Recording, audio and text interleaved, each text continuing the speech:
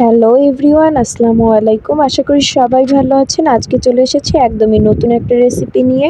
আজকে আমি কাচ্চি বিরিয়ানি রান্না করব, বিফ কাচ্চি বিরিয়ানি।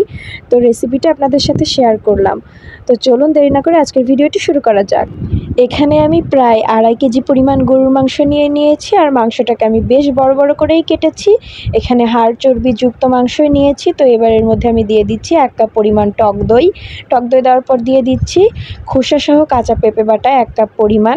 এরপরে দিয়ে দিচ্ছি 2 টেবিল চামচ পরিমাণ কাজু বাদাম বাটা, দিয়ে দিচ্ছি স্বাদ মতন মরিচের গুঁড়া, এরপরে দিয়ে দিচ্ছি স্বাদ মতন লবণ।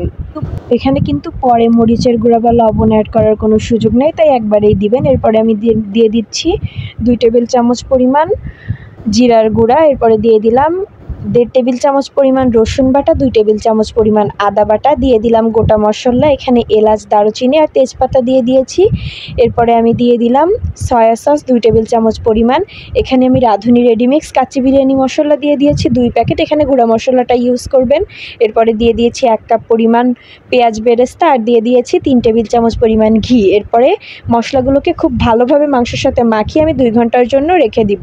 আর এদিকে দেখেন আমি গুঁড়া দুধ নিয়ে নিয়েছি 3 টেবিল চামচ পরিমাণ।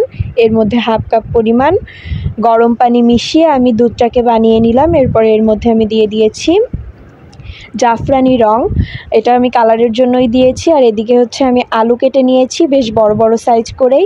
এর মধ্যে আমি লবণ আর জাফরানি রং দিয়ে ভালোভাবে মাখিয়ে তেলে ভেজে নিচ্ছি। এক্ষেত্রে আপনারা আলুটাকে অর্ধেকটা সেদ্ধ করে নেবেন, মানে কিছুটা শক্তই থাকবে, এই অবস্থাতেই ভেজে নেবেন। এখানে কিন্তু আমি একদম ডার্ক করে ভাজিনি, আলুটা কিন্তু অর্ধেকটা মতো সেদ্ধ হয়েছে। এরপরে আলুটাকে নামিয়ে নিয়েছি। আর এবার দেখেন একটা বড় হাঁড়িতে আমি পানি গরম করতে বসিয়ে দিয়েছি। ওর মধ্যে আমি দিয়ে দিচ্ছি রাঁধুনি রেডিমিক্স মশলার গোটা মশলাগুলো, দিয়ে দিলাম স্বাদ মতো লবণ আর কিছুটা পরিমাণ সয়াবিন তেল। আর এদিকে আমি যে দুধের মিশ্রণটা তৈরি করে রেখেছিলাম ওর মধ্যে আমি দিয়ে দিলাম 1 টেবিল চামচ পরিমাণ ঘি। আর এদিকে দেখেন পানিটা একদম ফুটতে শুরু করেছে। এরপর আমি এর মধ্যে দিয়ে দিলাম আগে থেকে ধুয়ে পানি ঝরিয়ে রাখা পোলাওয়ের চাল।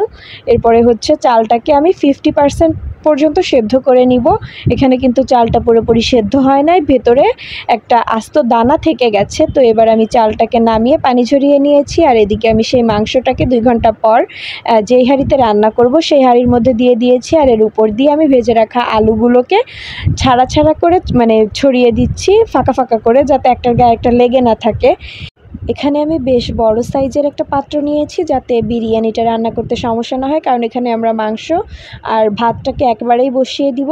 তো এই যে দেখেন সবগুলো আলু দেওয়া হয়ে গেলে এরপরে আমি এর মধ্যে ছড়িয়ে দিচ্ছি কয়েকটা আস্ত কাঁচামরিচ। কাঁচামরিচগুলোকে কিন্তু ভেঙে দিতে যাবে না, তাহলে ঝালটা ছড়িয়ে যাবে, কারণ যেহেতু আমরা আগে থেকেই মাংসের মধ্যে ঝাল দিয়েছি। এরপরে আমি একটা লেয়ারে অর্ধেকটা রাইস দিয়ে দিলাম, ওর উপরে আমি ছড়িয়ে দিচ্ছি পেঁয়াজ বেরেস্তার সাথে আমি আগে থেকে গুঁড়া দুধ মিশিয়ে রেখেছিলাম। এরপরে আমি সেই দুধের মিশ্রণটা উপর থেকে অর্ধেকটা পরিমাণ ছড়িয়ে দিচ্ছি।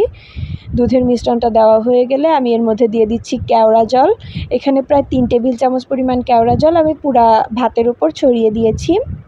এবার আমি দিয়ে দিচ্ছি কয়েকটা কিশমিশ। এখানে আপনারা আপনাদের টেস্ট অনুযায়ী দিবেন, যারা কিশমিশ বেশি খেতে পছন্দ করেন তারা বেশি দিবেন।